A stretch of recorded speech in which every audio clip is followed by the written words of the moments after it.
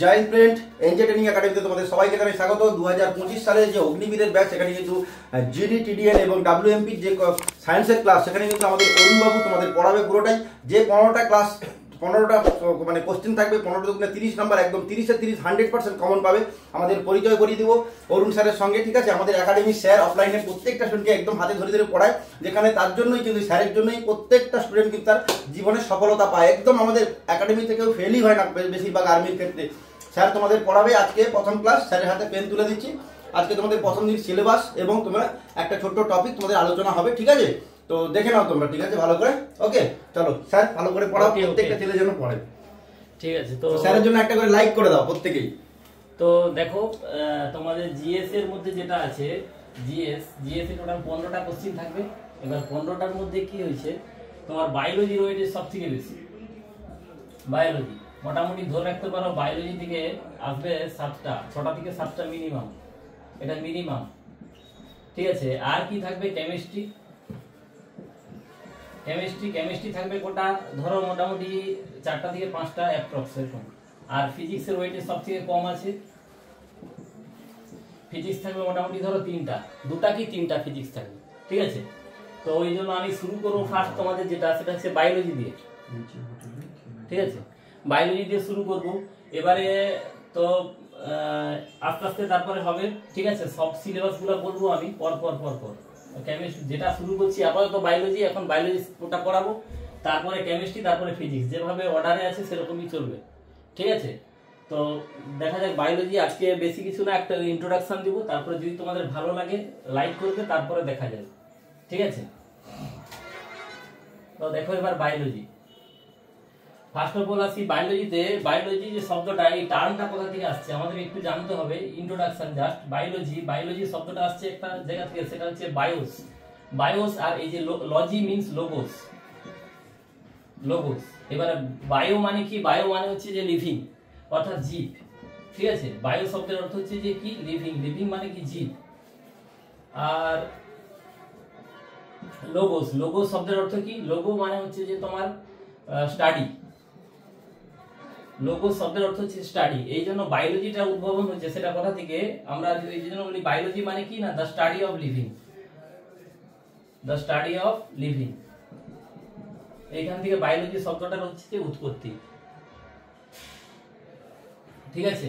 তো এবারে আসি যেটা, সেটা হচ্ছে যে কি, এই যে বায়োলজি আমাদের সজীব আসি। এবার সজীবকে ফার্স্ট ক্লাসিফিকেশন কে করছিল, ক্লাসিফিকেশন অফ লিভিং ফার্স্ট কে করছিলেন, ক্লাসিফিকেশন অফ লিভিং, অর্থাৎ জীবকে প্রথম পৃথকীকরণ বা বর্গীকরণ কে করছিল,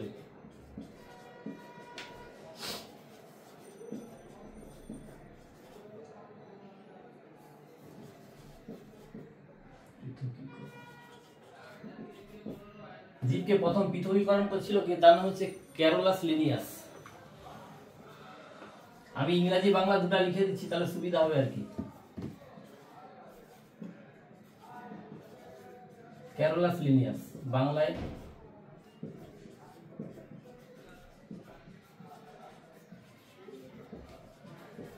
ঠিক আছে। যাই হোক, এটা এবারে আমরা ক্যারোলাস লিনিয়াসকে সবাই আমরা জানি, একে আমরা কি বলি না, ফাদার অফ টেক্সোনমি। তাহলে ফাদার অফ টেক্সোনমি যদি কার নাম, সেটা হচ্ছে যে ক্যারোলাস লিনিয়াস। ফাদার অফ ট্যাক্সোনমির জনক কে, সেটা হচ্ছে Carolus Linnaeus.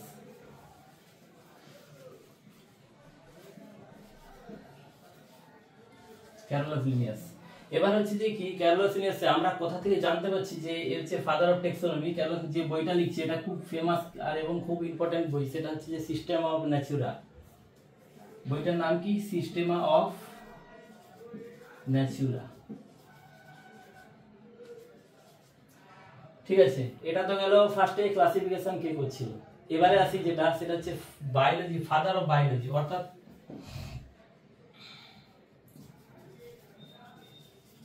Father of biology কে হবে, Aristotle.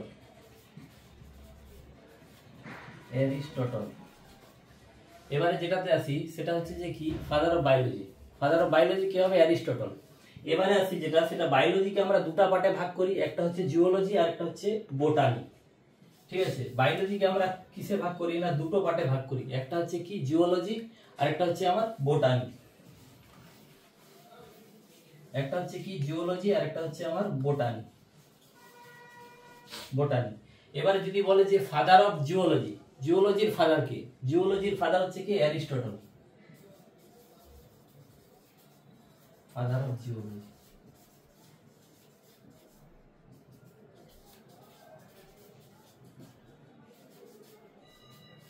Aristotle.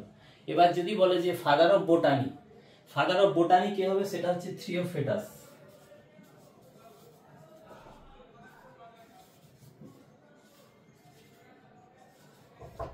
Father of botany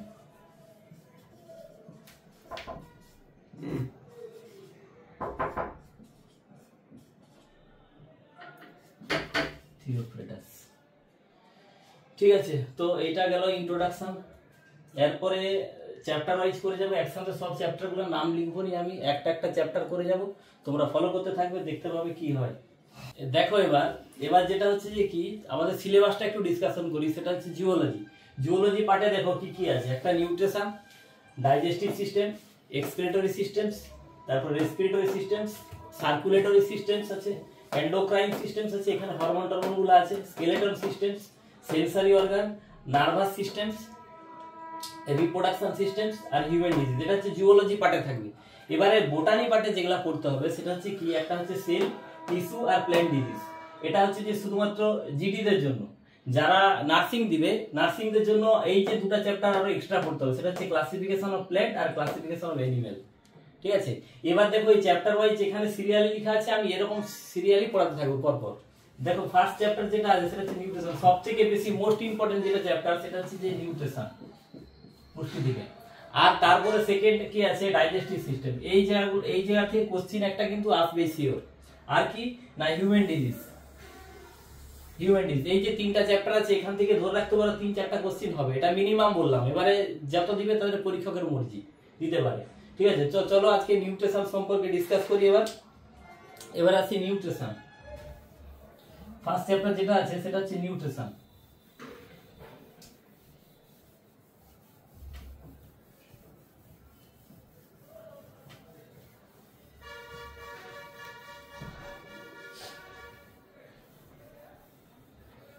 এবার দেখো নিউট্রিশনে আসি। নিউট্রিশনে আসতে গেলে আমাদেরকে আগে পড়তে হবে কি, নিউট্রিয়েন্ট।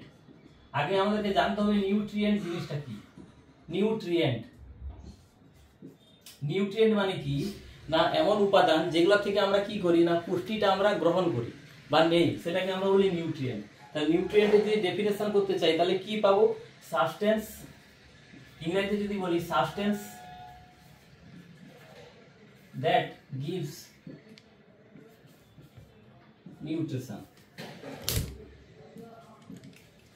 তাকে আমরা কি বলি, তাকে আমরা বলি হচ্ছে যে নিউট্রিয়েন্ট। এবার দেখো সাবস্টেন্স বলতে এখানে কি হবে, এখানে সাবস্টেন্স মিন্স এখানে হবে কি, ফুড সাবস্টেন্স, যেগুলো আমরা খাই, খেয়ে করি, সেটা হচ্ছে ফুড হবে, ফুড সাবস্টেন্স। সাবস্টেন্স বলতে কি না, ফুড সাবস্টেন্স, ফুড সাবস্টেন্স, যে খাবারগুলো আমরা খাই, খেয়ে নিই। ঠিক আছে, এটা গেল এটা। এবারে দেখো যেটা এই যে আমাদের নিউট্রিয়েন্টটা, এরা এই যে সাবস্টেন্স যেটা, সেটা আমাদেরকে করেটা কি, সেটা হচ্ছে কি আমাদের ফার্স্ট অফ অল কি করে, গ্রোথ এন্ড ডেভেলপমেন্ট। একটা কাজ কি এর না, গ্রোথ এন্ড ডেভেলপমেন্ট। আর এটা কি করে না, এনার্জি প্রোভাইড করে। তাহলে কি কি দেয় এই যে ফুড সাবস্টেন্স, নিউট্রিয়েন্টের কাজটা কি, একটা হচ্ছে নিউট্রিয়েন্টের কাজ কি না, একটা হচ্ছে কি দেয়, গিভস এনার্জি, শক্তি দেয় আমাদেরকে, যেটা হচ্ছে যে শক্তি প্রদান করে। বাংলায় সাইডে লিখে দিচ্ছি যাতে সুবিধা হবে। একটা হচ্ছে কি গিভস এনার্জি, একটা শক্তি প্রদান করে। আর কি না, আর একটা কাজ কি এর এই যে নিউট্রিয়েন্টের, সেটা হচ্ছে যে growth and development, growth and development, growth and development, বৃদ্ধি বিকাশ, বৃদ্ধি ও বিকাশ, এটা হচ্ছে আমাদের কাজ। এবারে আসি যেটা, সেটা হচ্ছে যে কি নিউট্রিয়েন্টের ক্লাসিফিকেশনে আসবো। নিউট্রিয়েন্টের ক্লাসিফিকেশন, যে আমরা কিভাবে ক্লাসিফিকেশন করি নিউট্রিয়েন্টকে। সব নিউট্রিয়েন্ট তো সবকিছু দেয়নি, সব নিউট্রিয়েন্ট আমাদেরকে কি না সবকিছু দেয়নি। কেউ যদি শক্তি প্রদান করে, কেউ আবার কি করে আমাদের গ্রোথে সাহায্য করে, কেউ যদি আবার গ্রোথে সাহায্য করে, কেউ আমাদের কি করে না রোগ জ্বালা থেকে রক্ষা করে, অর্থাৎ মেটাবলিক রেগুলেটর। ঠিক আছে, কেউ মেটাবলিক রেগুলেটর। আবার কি হয় না কেউ কি করে না আমাদের জিনটাকে ক্যারি করে নিয়ে যায় এক জেনারেশন থেকে আরেকটা জেনারেশন, তাদেরকে আমরা কি বলি জেনেটিক ক্যারিয়ার। চলো দেখি এবার।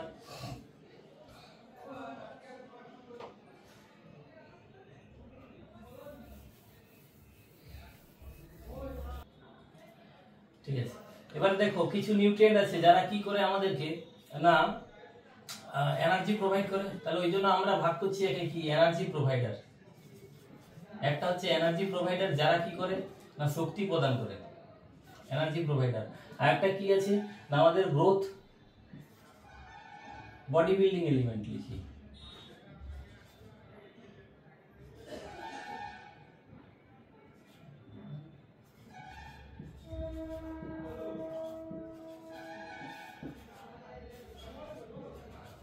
Body building element. আর কি আছে আরেকজন আছে কি না মেটাবলিক রেগুলেটর যারা আমাদেরকে রোগ জ্বালা থেকে রক্ষা করে।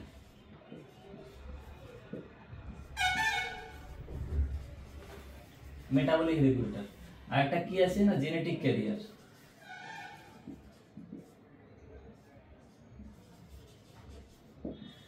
Genetic career.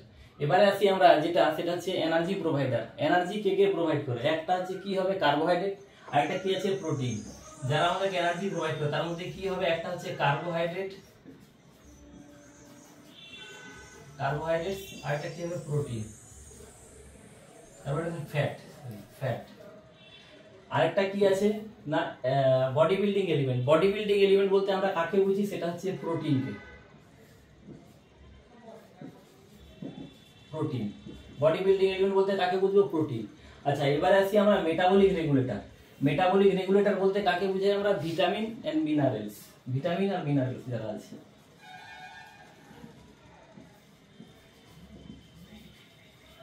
Vitamin and minerals. আচ্ছা জেনেটিক ক্যারিয়ারের মধ্যে কে কে পড়ে? জেনেটিক ক্যারিয়ারের মধ্যে পড়ে কি ডিএনএ আর আরএনএ।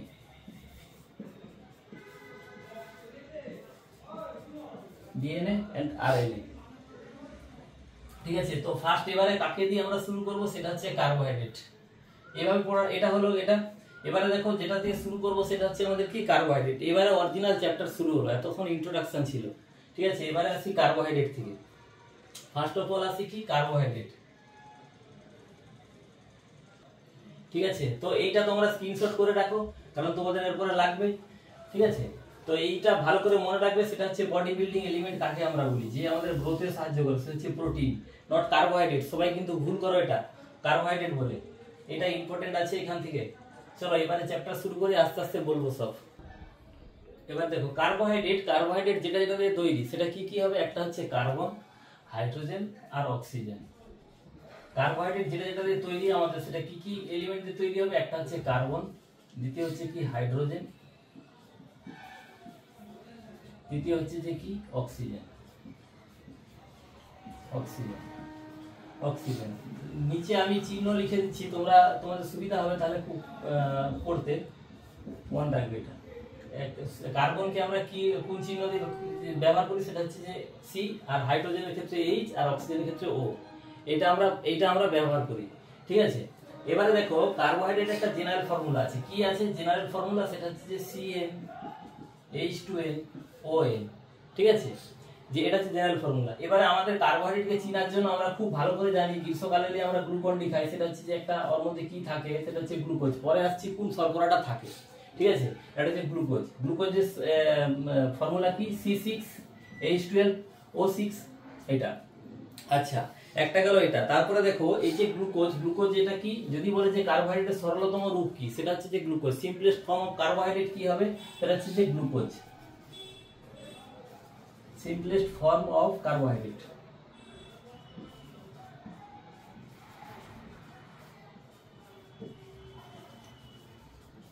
কার্বোহাইড্রেটস কি হবে? এটা হচ্ছে যে গ্লুকোজ। এটা মনে রাখবে, এটা কিন্তু খুব ইম্পর্টেন্ট, মাঝে মাঝে এটা দেয় খুব। ঠিক আছে, একটা হচ্ছে সিম্পলেস্ট ফর্ম কার্বোহাইড্রেট। এবারে আসি আমরা যেটা সেটা হচ্ছে যে কি কার্বোহাইড্রেটের সোর্স, উৎস কি হবে, কি খেলে আমরা কার্বোহাইড্রেট পাবো। সব তো খেয়ে কোনো লাভ নেই, যে কার্বোহাইড্রেট পাবো সবে থাকে না কার্বোহাইড্রেট। একটা হচ্ছে কি হবে সেটা হচ্ছে হানি বা মধু।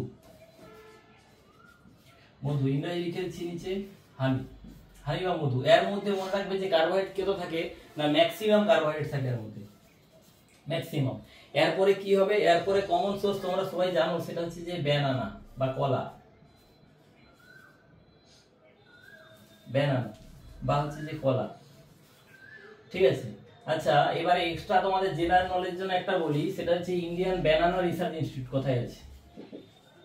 ইন্ডিয়ান ব্যানানা রিসার্চ ইনস্টিটিউট,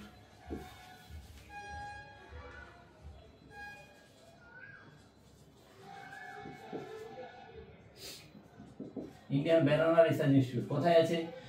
যে যে জানো সে সে কি করবে, কমেন্ট বক্সে কমেন্ট করবে যে ব্যানানা রিসার্চ ইনস্টিটিউট কোথায় আছে, ঠিক আছে। একটা হচ্ছে কোথায় হবে, ত্রিচি, সেটা হচ্ছে তামিলনাড়ু, ত্রিচি, ত্রিচি ব্যাকেটে তামিলনাড়ু, তামিলনাড়ুকে শর্টে টিএন লিখে, ঠিক আছে। এটা সবাই মনে রাখবে যে তামিলনাড়ু ত্রিচিতে আছে। যাই হোক, এবার আসি আমরা ব্যানানাতে। নেক্সট কি সোর্স আছে, সেটা হচ্ছে যে পটাটো বা আলু, এরপরে এটসেট্রা এটসেট্রা। এরপরে তুমি যা দেখতে পাবে মিট হতে পারে, যত রকম মিট হবে সবের মধ্যে কার্বোহাইড্রেট আছে, ঠিক আছে। আচ্ছা রাইস হবে, চালের মধ্যে আছে, হ্যাঁ। আর তারপর তো আছেই, আমি এটসেট্রা লিখে দিলাম। যার মধ্যে যেটা আমাদের কাজের কথা সেটা হচ্ছে এইটা, মধুতে ম্যাক্সিমাম আছে। এছাড়াও রাইস হবে, তাও লিখে দিচ্ছি একবার রাইস, এটা হচ্ছে ভাত। ডাক্তার ওই জন্য সুগার হলেই বলে যে ভাত কম খাবে, আর আলু তো খেতেই দেয় না, ঠিক আছে। এবার দেখো কার্বোহাইড্রেটের ফাংশন, কাজটা কি করে। আমি আগেই বলে দিয়েছিলাম যে এনার্জি প্রোভাইড করে, তাহলে কার্বোহাইড্রেটের ফাংশন কি হবে না, ফাংশন হচ্ছে কি এনার্জি প্রোভাইডার, যে আমাদেরকে কি দেয়, এনার্জি দেয়, এনার্জি প্রোভাইড। এই কি করবে আমাদেরকে না, এনার্জি প্রোভাইড করে, ঠিক আছে। একটা তো হলো এটা, আর কি আমরা এনার্জি তো প্রোভাইড করি, কিন্তু কত পাই না, 1 গ্রামকে যদি আমরা ইয়ে করি পুরাই, তাহলে কত পাবো, 1 গ্রাম থেকে না 4.3 কিলো ক্যালোরি, এইটা আমরা কার্বোহাইড্রেট থেকে পাই, হলো। এবারে দেখো যেটা, সেটা হচ্ছে টাইপস অফ কার্বোহাইড্রেট, কার্বোহাইড্রেট প্রকারভেদ, ঠিক আছে। এবারে যেটা আমি বলবো সেটা হচ্ছে types of carbohydrate, carbohydrate. Types of কার্বোহাইড্রেটের মধ্যে আসি যেটা, সেটা আমরা সবাই পড়ছি আগে, সেটা হচ্ছে একটা কি না মনোস্যাকারাইড, একটা হচ্ছে মনোস্যাকারাইড, দ্বিতীয় হচ্ছে ডাইস্যাকারাইড, তৃতীয় হচ্ছে কি হবে পলিস্যাকারাইড, অর্থাৎ একক শর্করা, দ্বি শর্করা, আর হচ্ছে বহু শর্করা। এবারে আসি যেটা, সেটা ফার্স্ট, সেটা হচ্ছে মনোস্যাকারাইড, মনোস্যাকারাইড।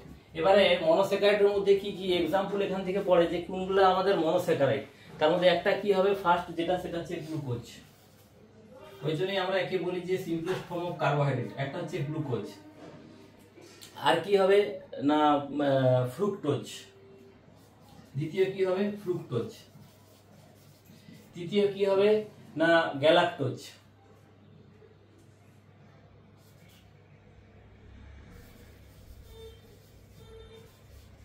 গ্যালাক্টোজ, ঠিক আছে। এবারে আসি যেটা, সেটা হচ্ছে যে ডাইস্যাকারাইড, ডাইস্যাকারাইড, ডাইস্যাকারাইড। ডাইস্যাকারাইডের মধ্যে কি হবে না, এক্সাম্পল যদি বলি সেটা হচ্ছে যে সুক্রোজ, কি হবে সুক্রোজ। দ্বিতীয় কি হবে না মল্টোজ, মল্টোজ। তৃতীয় কি হবে ল্যাকটোজ, ল্যাকটোজ। আচ্ছা পলিস্যাকারাইডের মধ্যে কি কি হবে, এটা পলিস্যাকারাইড, পলিস্যাকারাইড। পলিস্যাকারাইডের মধ্যে কি কি আসবে, একটা হচ্ছে যে স্টার্চ, স্টার্চ। আর কি হবে না গ্লাইকোজেন, গ্লাইকোজেন, স্টার্চ আর গ্লাইকোজেন। এবারে যেটা যেটা আসি সেটা হচ্ছে যে কি, এই যে গ্লুকোজ, গ্লুকোজ আমাদের থাকে কোথায়, যেরকম আমাদের ব্লাডের মধ্যে থাকে গ্লুকোজ, ব্লাড হবে গ্লুকোজ থাকে। আচ্ছা ফ্রুক্টোজ, ফ্রুক্টোজ বলতে কি হবে এনি ফ্রুইট, যে ফল থেকে যেটা আমরা পাবো সেটা হচ্ছে যে ফ্রুক্টোজ। আচ্ছা এবারে আসি আমরা গ্যালাক্টোজ, গ্যালাক্টোজ কোথা থাকবে মিল্ক বা দুধে, ঠিক আছে মিল্ক। আচ্ছা এবারে আসি আমরা সুক্রোজ, সুক্রোজ কোথায় পাবো আমরা, সুগার কেন আখে পাওয়া যায় সুক্রোজ, সুগার কেন বা আখ, ঠিক আছে। আচ্ছা এবারে আসি আমরা কি না মল্টোজ, মল্টোজ আমরা কোথায় পাবো না ভাতের ফেন, যেটা হয় ভাতের ফেনে থাকে, বাংলা লিখেছি ভাতের ফেন, আচ্ছা, এবারে ল্যাকটোজ, ল্যাকটোজও কোথায় থাকে? মিল্কে থাকে, সবাই আমরা জানি। আচ্ছা, এবারে যেটা আসি সেটা হচ্ছে যে স্টার্চ। স্টার্চকেও আমরা ভাতে পাবো, একই জায়গায় রাইসে, রাইসে থাকে স্টার্চ।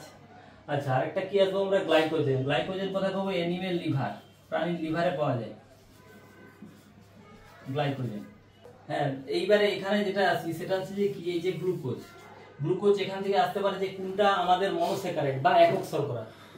এই অপশনগুলো মনে রাখতে হবে, যেটা হচ্ছে গ্লুকোজ, ফ্রুক্টোজ আর গ্যালাক্টোজ। এই তিনটার মধ্যে একটা দিবে যে নিম্নলিখিত কোনটি একক শর্করা, সেটা বলতে হবে কোনটা মনোস্যাকারাইড। এদের মধ্যে দিবে অপশনে, সেরকম দেখে দাগ দিবে। আর একটা হচ্ছে সুক্রোজ। এইখান থেকে যে সুক্রোজটা ইম্পর্টেন্ট আছে এখানে, কারণ কি, সুক্রোজটা হচ্ছে sweetest form of carbohydrate. Carbohydrate সব থেকে মিষ্টি কোনটা হয়, সেটা হচ্ছে যে কি হবে? Sweetest form.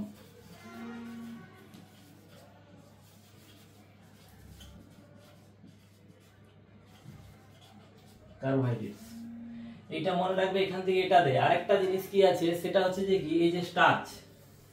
স্টার্চ, স্টার্চ থেকে একটা কোশ্চিন হয়, সেটা কি, যে বলে যে স্টার্চ যদি কোনো কিছুতে আছে, বা গাছের পাতা হোক আর ভাতের ফ্যান হোক, যদি কোথাও স্টার্চ থাকে, সেটা হচ্ছে স্টার্চটা আমরা টেস্ট করব কিভাবে, কি দিয়ে আমরা টেস্ট করি, সেটা হচ্ছে কি হবে? আয়োডিন।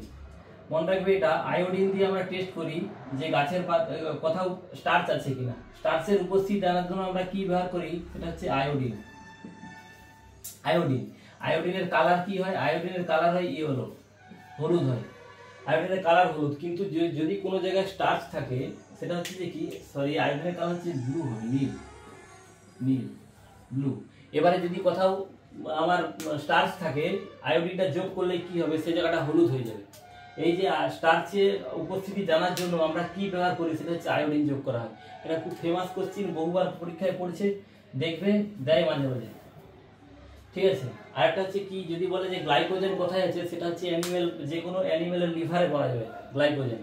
ঠিক আছে, এখান থেকে এই হচ্ছে ইম্পর্টেন্ট, আর সেরকম ইম্পর্টেন্ট কিছু নেই।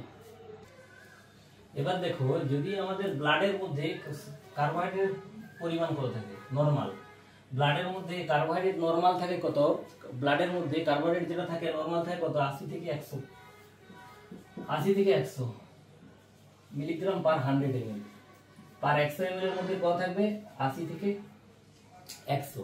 এবার যদি দেখা যায় যে ব্লাডে কার্বোহাইড্রেট পরিমাণ বেড়ে গেছে, ঠিক আছে, এবারে কি হয়, তখন কি রোগ হবে? ব্লাডে যদি দেখা যায় যে কার্বোহাইড্রেট বেড়ে গেছে, কার্বোহাইড্রেট নরমালের থেকে বেশি হয়ে গেছে, কার্বোহাইড্রেট যদি বেড়ে যায় ব্লাডে, নরমাল থেকে দিচ্ছি না, উপর দিকে দিচ্ছি, মানে বুঝে নেবে যে বেড়ে গেছে। যদি বেড়ে যায় তাহলে কি রোগ হয়? আমরা সবাই জানি ডায়াবেটিস।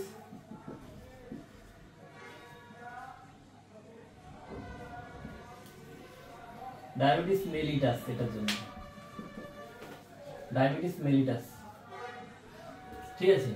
এবারে সবসময় তো আর ডায়াবেটিস কারো হবে যে বেড়ে গেলে। এবারে এই যে আমাদের ব্লাডে হঠাৎ করে যদি দেখা যায় যে এক্সেস হয়ে গেছে কার্বোহাইড্রেট, ওই কার্বোহাইড্রেটটা কি হবে? এক্সেস কার্বোহাইড্রেট যেটা আমাদের বডিতে থাকবে, এক্সেস কার্বোহাইড্রেট,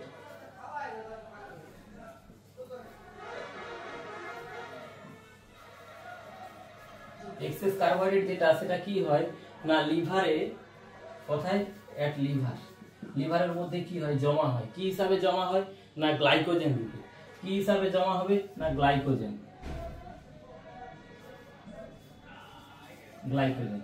আমাদের এক্সেস কার্বোহাইড্রেট যেটা, সেটা লিভারে জমা হয় কি হিসাবে? গ্লাইকোজেন হিসাবে। আচ্ছা, এবার দেখা যাচ্ছে যে আমাদের হঠাৎ করে ব্লাডে কার্বোহাইড্রেটের পরিমাণ কমে গেছে, মানে এখন দরকার। এক্সেস কার্বোহাইড্রেট মিন্স এখানে গ্লুকোজের কথা বলছি, গ্লুকোজ। গ্লুকোজ, যদি গ্লুকোজ বেড়ে যায় তাহলে কি হবে? ওটা লিভারে গিয়ে যখন জমা হয়, সেটা কি রূপে জমা হয়? গ্লাইকোজেন রূপে। কি রূপে জমা হবে? গ্লাইকোজেন রূপে। এবার দেখা গেছে যে যদি এটা তো লিভারে হয় এই ঘটনাটা, এবারে লিভারে তো হয় কোন হরমোনের উপস্থিতিতে হয়? না ইনসুলিন। একটা হরমোন কাজ করে, সেটা কার উপস্থিতিতে? Present of insulin. ইনসুলিন, ইনসুলিনের উপস্থিতিতে কি হবে? এই গ্লুকোজটা, এক্সেস গ্লুকোজটা, সেটা হচ্ছে গ্লাইকোজেন। এবারে দেখা যাবে ব্লাডের মধ্যে গ্লুকোজ দরকার এখন, তখন কি হবে? না উল্টা কেস হয়। কি হয়? না এই গ্লাইকোজেনটা কি হবে? ঘুরে ব্লাডে আসবে, সেটা হচ্ছে গ্লুকোজ রূপে। এটা কোন হরমোন? এটাও কোথায় হবে? এট লিভার, লিভারের মধ্যে। এই যে ঘটনাটা ঘটবে এটা কোথায় ঘটবে, সেটা হচ্ছে লিভারের মধ্যে। ঠিক আছে, এই গ্লাইকোজেনটা কি হবে, গ্লুকোজ হবে। গ্লুকোজ কোথায় হবে, লিভারে হবে। কোন হরমোন উপস্থিতিতে, সেটা হচ্ছে গ্লুকাগন। মনে রাখবে কার উপস্থিতিতে, সেটা হচ্ছে গ্লুকাগন। গ্লুকাগনের উপস্থিতিতে এই ঘটনাটা ঘটে। ঠিক আছে, একটা হরমোন কাজ করে এখানে, সেটা হচ্ছে গ্লুকাগন। এবারে এই যে এক্সেস গ্লুকোজটা গ্লাইকোজেন হলো, তার প্রসেসটার নাম কি, গ্লুকোজেনেসিস।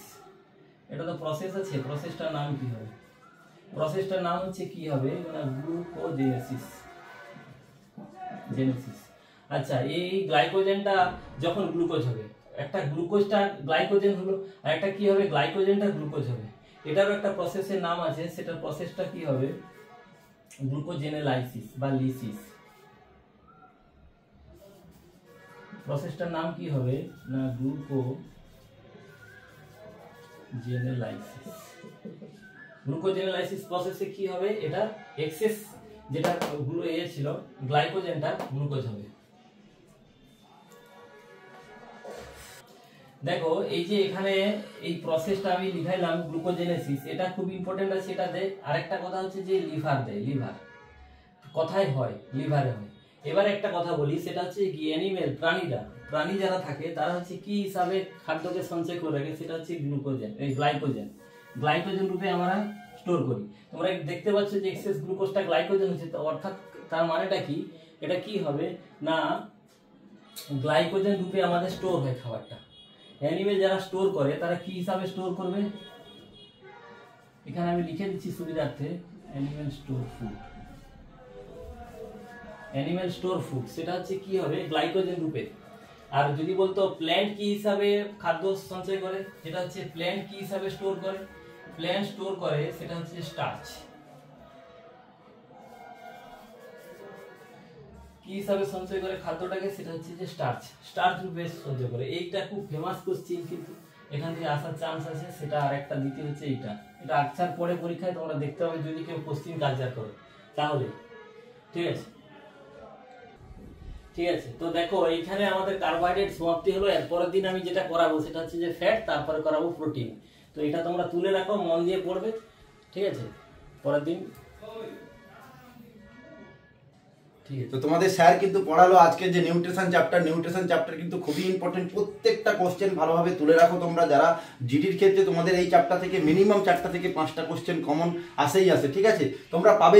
দেখো পুরো ডিটেলসটা বুঝতে হবে, শুধু কোশ্চেন অ্যান্সার পড়লে হবে না, প্রত্যেকটা কিন্তু ডিটেলসে পড়তে হবে। স্যার তোমাদের একদম ডিটেলসে বোঝালো। এর পরের দিন স্যার কি চ্যাপ্টার পড়ানো হবে? এই নিউট্রিশনই চলবে। পরের দিন আমি ফ্যাট করাবো, প্রোটিন করাবো, তারপরে ভিটামিন। তো খুবই ইম্পর্টেন্ট চ্যাপ্টার, ভালো করে পরের দিন ক্লাসটা করবে এবং প্রত্যেকেই স্যারকে একটা করে লাইক করো এবং তোমাদের মিষ্টি কমেন্ট করো স্যারের জন্য, এবং নিচে দেওয়ার নাম্বারে ফোন করো যারা অফলাইনে যোগাযোগ করতে চাইছো, আমাদের একাডেমিতে এসে পড়াশোনা করতে চাইছো। এবং স্যার যারা একদম পারো না, খারাপ স্টুডেন্ট, একদম হাতে ধরিয়ে পড়াবে, কোনো চিন্তা নেই। ঠিক আছে, তো আসতে চাইলে পূর্ব মেদিনীপুর জেলার মেছেদা রেলওয়ে স্টেশনের পাশেই আমাদের একাডেমি। ঠিক আছে, আসতে পারো। এরকম অনেক রকম সাবজেক্ট সিলেবাস নিয়ে আলোচনা হবে, তোমাদের সাথে দেখা হবে ক্লাসরুমে পরবর্তী ভিডিওতে। চলো, জয় হিন্দ, জয় ভারত, ভালো থেকো, বেস্ট অফ লাক।